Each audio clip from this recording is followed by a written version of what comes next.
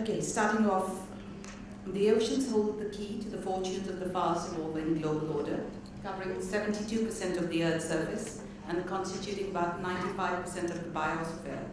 Oceans provide a substantial portion of the world's population with food and livelihood.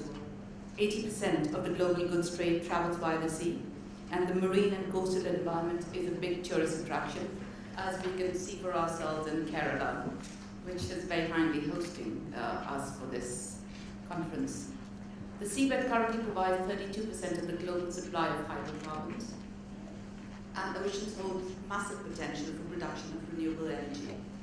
Emerging technologies are opening up new frontiers of marine resource development, leading, among other things, to the mining of seabed mineral resources.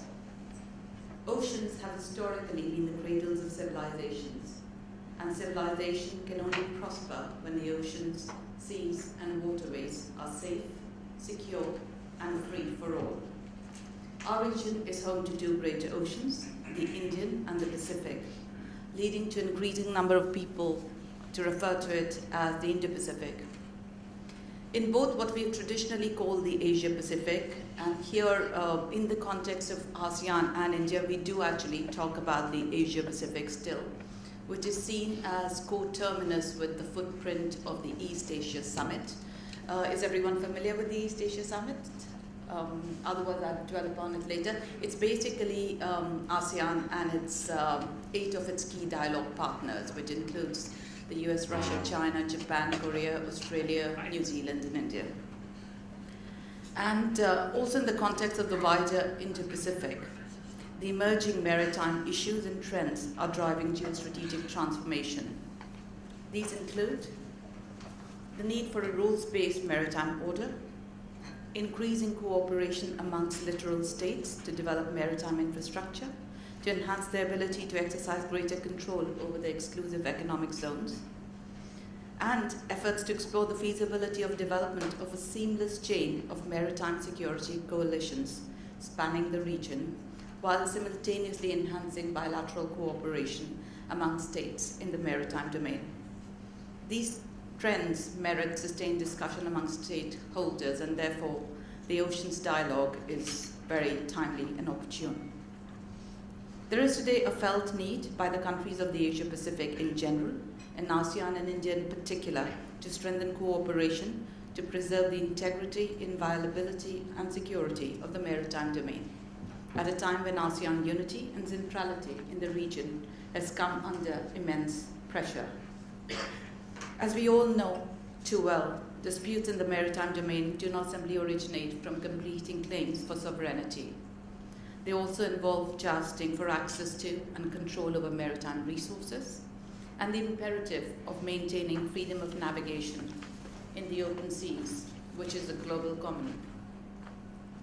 While the existing maritime architecture in the Asia-Pacific was, in the past, able to deal with most non-traditional security issues, it is evident today that it needs buttressing to deal with newer 21st century challenges.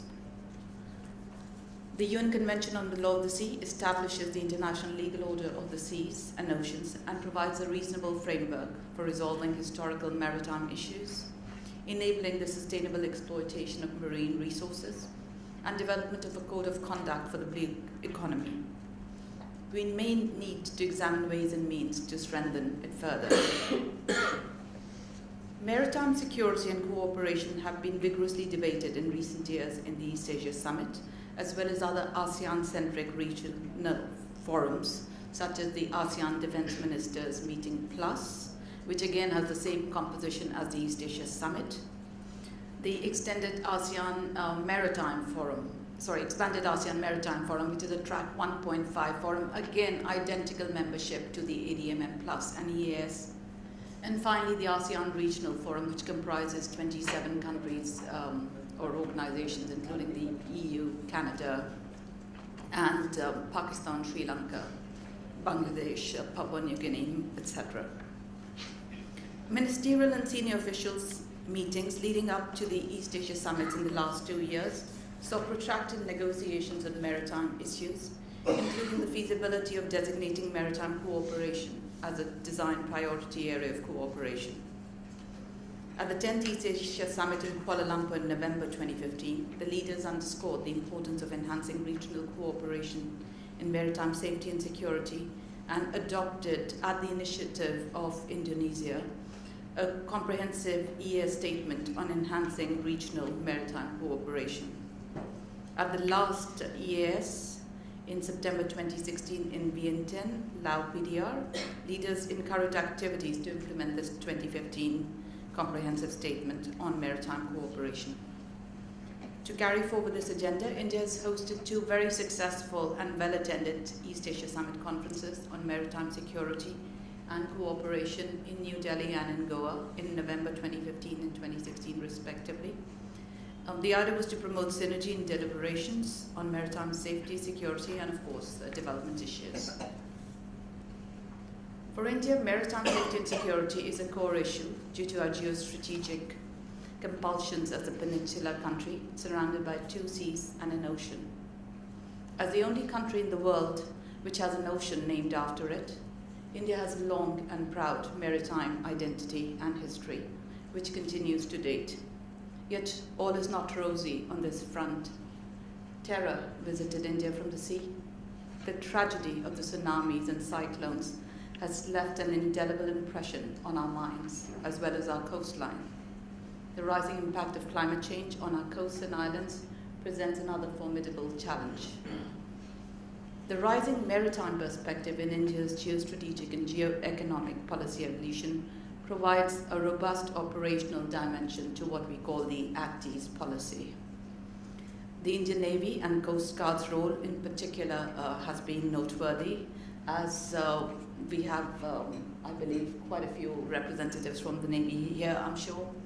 They would have talked about this, but just very quickly, the Indian Navy in particular regularly engages in joint patrolling and naval exercises, anti-piracy operation, and undertakes humanitarian assistance, disaster relief, and search and rescue missions.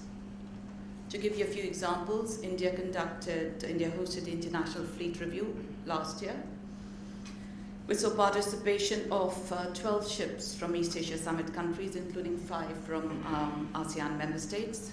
The Indian Navy regularly participates in the ASEAN Defense Ministers meeting plus exercises. For example, we were part of naval counter-terrorism exercises hosted in Brunei last year. Indian naval ships also visit EAS countries every year. They make port calls, and this year, because it's a special anniversary year, we are ensuring that our ships make port calls on all the 9 seafaring ASEAN countries. In consonance with India's growing relations with other regional Asia-Pacific powers like the US and Japan, the Indian Navy hosts the Malabar exercises with the US Navy and the Japanese Maritime Self-Defense Force. And the idea, of course, is to increase interoperability amongst the 3 navies and develop a common understanding of procedures for maritime security operations. These are all trends which point towards how things might be in the future. I've already mentioned the expanded ASEAN Maritime Forum, again, which focuses on cross-cutting issues where we participate regularly. Moreover, we also are active participants in non-ASEAN-centric regional fora, such as the Indian Ocean Rim Association. And we have our distinguished Ambassador Bhagirath, who will talk to us later this morning about this more in detail. The Indian Ocean Naval Symposium, the BIMSTEC, and the Council for Security and Cooperation in the Asia-Pacific. In all these fora, we are focused on contributing to evolution of a cooperative maritime strategy. The oceans play a unique role in the 2030 development agenda. I saw that you had a session on this earlier as well. Goal 14 of the unanimously adopted Sustainable Development Goals 2030 relates to conserving and sustainably using the ocean, seas, and marine resources. While the importance of the oceans for sustainable development was recognized by the UN at Rio Plus 20 in 2012 as well, however, the ongoing trends of exploitation and degradation of the marine environment demand intensified efforts to ensure the sustainability of ocean resources. Just before I was leaving Delhi, we received, in fact, another proposed ES statement moved by Indonesia, where they want to deal with plastic waste, for example, in the region. And we'll be happy to look at it constructively.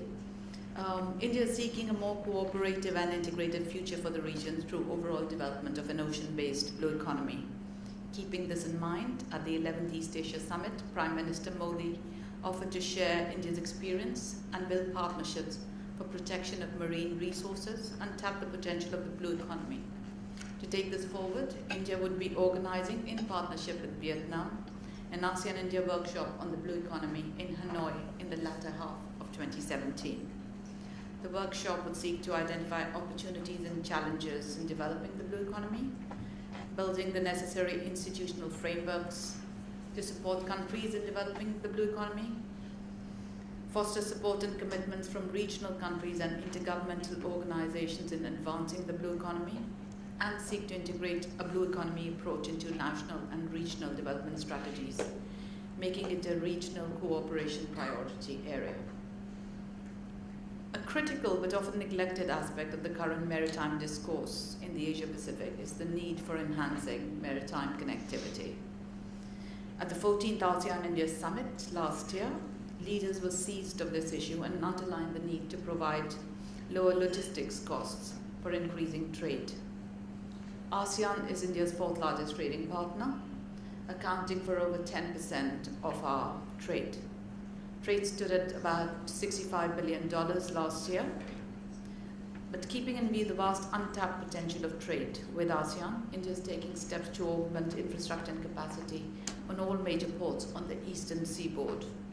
New container and multi-cargo terminals are under construction at port in Kamarajar, Ennore near Chennai, Visakhapatnam, Vio Chidambaram, Tuticorin, Paradeep, and Kolkata. Partnerships with ports located in Myanmar, including Davai, can make Indian ports important gateways to ASEAN countries. The ongoing Kalatan multimodal transit transport project, which I believe you would have discussed because I saw that was also one of your sessions, aims at providing connectivity between Indian ports on the eastern seaboard and Sitwe port in Myanmar, and thereafter via land, via riverine and then road to the northeast of India. This would also promote economic and commercial links, not just with Myanmar, but actually with the entire Mekong region. There is something called the Mekong India Economic Corridor, which is conceptualized as a corridor which links us all the way from India to Myanmar, going through all the CLMV countries and coming out on the other side of Vietnam, pretty much in the South China Sea.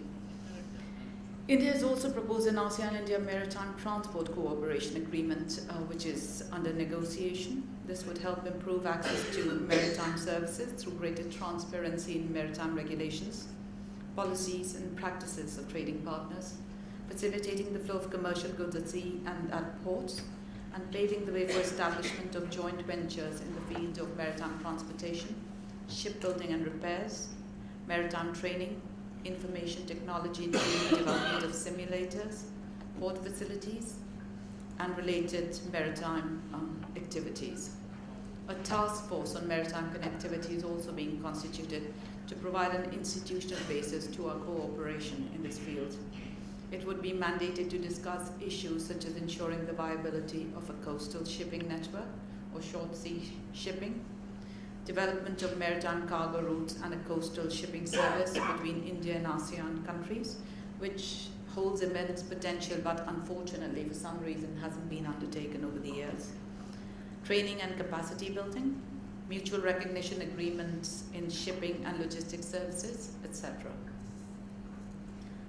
ASEAN and India are weaving a futuristic partnership with yarns from our shared maritime past.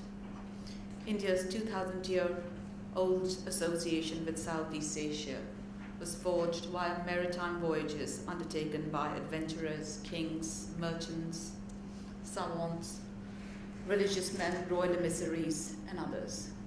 These connections facilitated the cross-pollination of ideas and art, religion, language, and statecraft.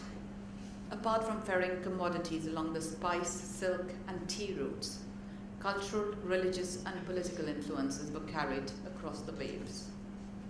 We have all heard of maritime expeditions of the Srivijaya Kingdom and the Chola Empire. Sanjeev Sanyal's recent book, The Ocean of Churn, makes very interesting reading and has some very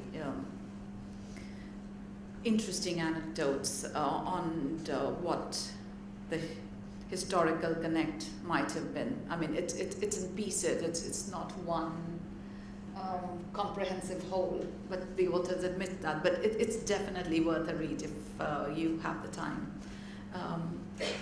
Indian traders set sail from the coasts of Mahabalipuram with cinnamon and pepper and carried various aspects of their culture to the shores of Java, Bali, and Cambodia. Subsequent maritime links with colonial India resulted in the movement of Indian workforce, who later became settlers and now constitute a sizable and vibrant Indian diaspora in Malaysia, Singapore, etc. The maritime interconnections between India and Southeast Asia have thus become a cherished shared heritage. In an effort to map our shared civilizational connect across the waters, the Government of India has commissioned 2 projects recently. The first is called Sailing to Suvarnabhumi, which will chart and research all our maritime encounters and their mostly happy outcomes as reflected in the syncretic cultures of India and Southeast Asia. The second will document inscriptions left by Indian nobles, traders, and others along the Mekong River, which was the main artery of cultural interaction between India and mainland Southeast Asian countries over the centuries. In fact, in 2012, one of the commemorative activities undertaken to mark 20 years of ASEAN-India relations was a sailing expedition led by the Indian naval ship INS Sudarshani, which retraced the sea routes taken during the 10th to 12th centuries, linking India with Southeast Asia. The ship sailed from the 15th of September 2012 to the 25th of March 2013, touching 13 ports including Padang, Bali, Manado, Brunei, Cebu, Manila, Da Nang, Sihanoukville, Bangkok, Singapore, Klang, Phuket, and Sittwe, thus touching on all the seafaring ASEAN countries, along with Kochi, Chennai, and Port Blair in India. I'm confident that the ensuing panel now will contribute, and in fact this entire conference, to fostering among India and ASEAN a sense of maritime community of common interest and purpose to respond effectively to the shared maritime challenges of the region, while encouraging greater maritime cooperation for the peace, progress, and prosperity of our countries. I look forward to listening keenly to all the eminent speakers who are lined up for this morning, as well as to the views and comments of our very distinguished audience. I'll be happy to take questions later if there are any.